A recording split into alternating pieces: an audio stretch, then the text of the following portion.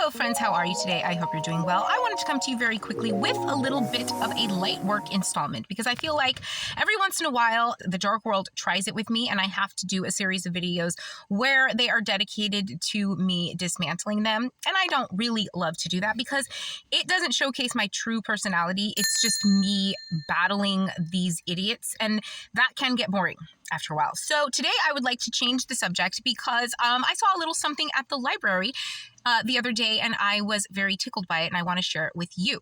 It happens to be a book recommendation. And this is an unlikely book recommendation as it is a children's book. But I was sitting at the library the other day and I happened to be next to the cart with the go backs. And the library that I was in has a children's story hour every morning at 11 a.m. And so they have a lot of kids' books, and it's like a very children's themed library. There's more children's space than there is adult space. And I just happened to be sitting next to this cart and I looked over and saw this book. I will show you the cover. It's called Meet the Cephalopods. And I saw these really cool, I love jellyfish. I love squid. I love, I was going to say lobsters. I was going to say avocado. What am I talking about? I do love avocado.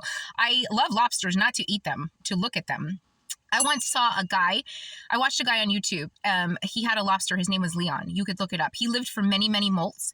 And this man saved this lobster from a grocery store. There's plenty of stories of this going on online. And he lived for many, many years. And this lobster could solve simple puzzles.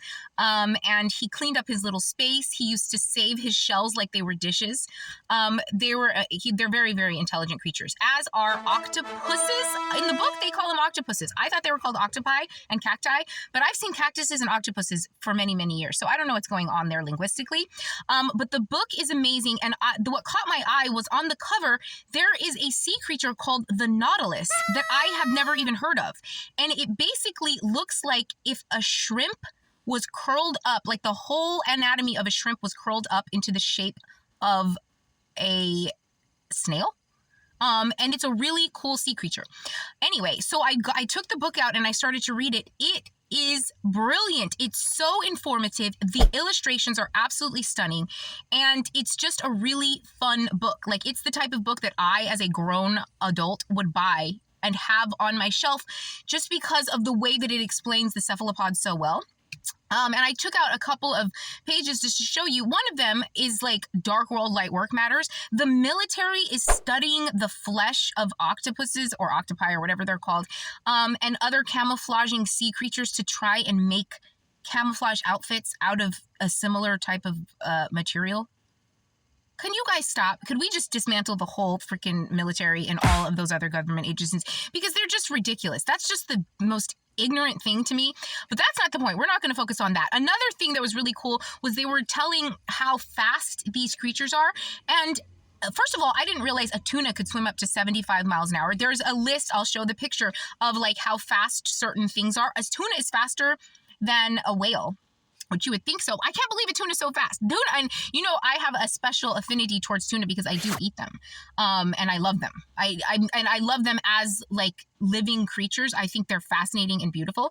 But these cephalopods, some of them they had a little illustration, and you can kind of see it on the second page. I forgot to take a picture of it. One of them can go as quickly as Usain Bolt, the Olympic champion. Can you believe that? Can you imagine a squid flying down the I don't know what it is, the coastline. What is it called? What is it like in that movie Finding Nemo when those turtles rode that little thing? Oh, I can't remember. I'll have to look that up and put an annotation. Anyway, the camera cut off, so that means I've talked too much because I've talked over 5 minutes about the children's book. However, it's a really, really good book. And if you just want to acclimate yourself a little bit better with cephalopods, it's a great way to do it. The book is so much fun. The illustration is beautiful. I was reading on the back that the woman who wrote it is a psychologist. And it's just really intelligently written for a children's book. They have the word penis in there. They're talking about the mating of these animals, and they say penis, which I think is kind of fascinating. So I'm not exactly sure the age of what the children's book is, or if that's just like the trend these days where they just say those words. I don't see why you wouldn't, because it is kind of like a scientific word, and anybody reading the book will either know that somebody has one or have one themselves. So that's even interesting too, because I know back in my day, you wouldn't see a word like that in a children's book. However, I don't see anything wrong with it because it is scientific. But the book is beautifully illustrated and beautifully written for a children's book, because I, as an adult, was like engaged in it in a learning type of way. And I think that's a success as a children's book, because a lot of times adults are reading these books to children, and they can get more engaged with them when it is a good book, even for an adult. And I learned so much information about these creatures that I really, really do have an affinity for. I really think they're amazing.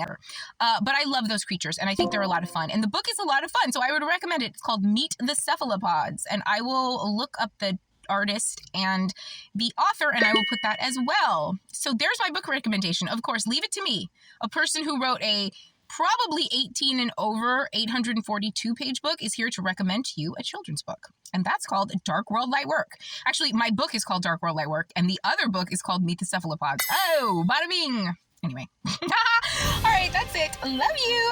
Bye.